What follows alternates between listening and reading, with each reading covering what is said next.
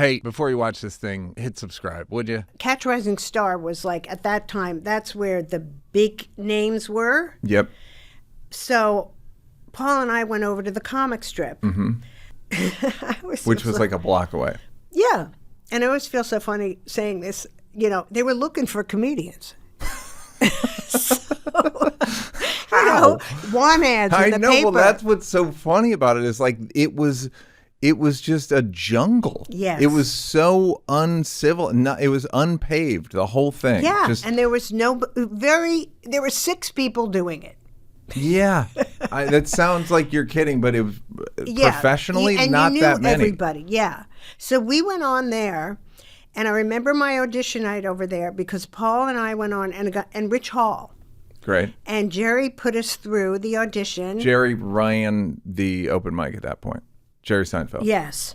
Jerry, you know, and I always talk about this. He was like already a star at the comic strip, which doesn't surprise people now. But way back then, you know, that he put you through, that he was kind of like the top guy at the comic strip, only doing it for a year. Yeah. But he why? Why? And I don't. I'm not saying this like based on what he became. I'm saying like what. I've said to Jerry that he's a bit like Tom Brady or Derek Jeter, these guys who you don't even know how good he is because he's like he's like ubiquitous now. He's like a stereotype of a comedian, but it's like that dude's so good and so funny. Yeah, you don't even you don't realize it. So I'm wondering what. A guy who's 23, 24, what was he like? He was very good being in charge. Mm-hmm. Like I'm running audition night. Yeah. But he didn't have an ego about it. Mm-hmm. Or like the other places, he didn't lord it over you. Yeah. You know, like, yeah, you're lucky to be here. And if, I pass you, that's amazing. He just was very regular, but he had like a good command of the place. Yep. And I think also of his material at the time. He was very diligent about writing. I always talk about how, we fucked around so much, in the early days of stand-up. He would set aside an hour every day where he would be in his apartment writing material, no matter what everybody was doing. Like, he's always had that amazing work ethic. Yeah. And also it sounds like, his attitude now is like, no, you're funny, so you get to do stand-up. Yeah. Like, no, well, you're funny, so you'll go on. Uh-huh. You'll be funny. Then there's another funny person, they'll go on. Right. And it isn't very lauded in my experience. Yeah. Yeah, because funny people, don't you find that lay people are always like, I just heard Sarah Silverman was asked this, like, oh, no, it was Amy Schumer. Isn't there a competition, among funny people and, who has the better joke and you thing if you go to dinner? I don't think people understand. Comics love other comics. We love each other. Do you have a good premise about something? Yeah. I'd love to hear it because all I do is think about premises. Yes. So if you have an interest, like, oh, fuck, it's like a treasure hunt or something. Mm-hmm. But it isn't even, treasure hunt implies like, there is competition, but I know it, but it's kind of vague. Yeah. And then, so how long does it take for you to figure it out? Well, at the beginning, and I don't know if this was your experience, I think it takes, like I remember at the Improv having a very bad set in the first year or two and being at the bar and really thinking, I don't know if I want to do this and this is hard and when it goes bad, it's heartbreaking. And Steven Wright came over to me and he said, you have to do it every night for like 3 years and not judge yourself at all. Just do it every night and you'll be home free. You'll see. It'll work. And I kind of... How often were you doing it at that point? I was doing it probably every night except Monday. Right. And Steven Wright was like, you got to do Monday. That changed everything. Oh, Steven, do I really have to do Monday too? Yeah. Yeah, every night. And then, in New York, do Catch Rising Star, do the comic strip, then I pass the improv audition, and then the cellar open later. So, on a Saturday night, you could do 6 sets. And that's how you become bulletproof. Yeah. And that took 4 or 5 years? I would say, yeah. Yeah. What do you think is happening? So you were going to theater school.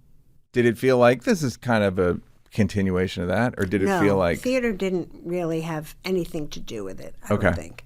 But I think that's a common thread among comedians. I had a friend who said, most people's biggest fear is talking in front of large groups of people.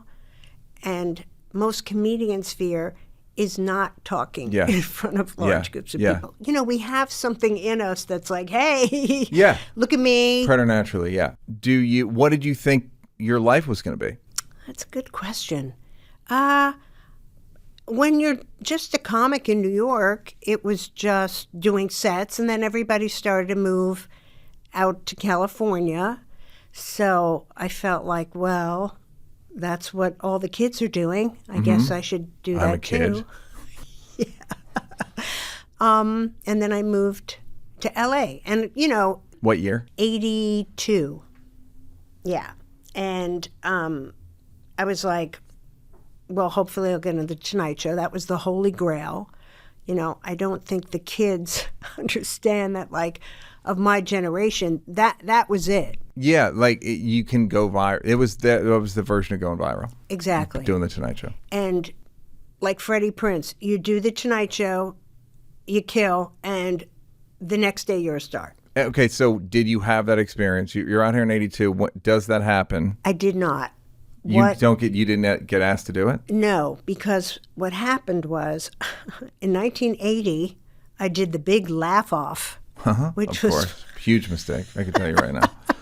Which was my first, TV thing. And David Letterman saw the tape of it, and he recommended me to the Tonight Show. A guy named Jim McCauley was the talent guy, who, the grand poobah. Yes, but also sexist, racist, etc. Yes, important in the story. And I figured. He passed on me, but then Letterman got his show, his late night show, and I got on in 82. I'm pretty pale, I go down to the beach, people think I'm a mime. Oh, like the first year. Yeah, in the first couple of months. Yeah. I was on 3 times in this first year. And they gave me an open door, but then I kind of became a Letterman act. Yeah. So it was tough to get on the Tonight Show, but I eventually did because I auditioned 22 times to get on the Tonight Show. How many times did you do Letterman? 25. And that didn't count as an audition. I know. So that's 25 appearances of 5 minutes each. Yeah. That's impressive. Thank you. Okay, so then you finally did the Tonight Show. Mm-hmm. And it went great. And what year? 92. So right at the end. Yeah, right before he came off the air. And he waved me over, which was a big deal on panel, and I sat down with him. And my memory of him is, he was big with the pencils. Mm-hmm. During the commercial break, he was tapping along to the band, but it was like in person, it was a little maniacal. It was like, Johnny, calm down. It was really, and he turned to me and he said, I did this joke back then. I don't have any kids, none that I know about.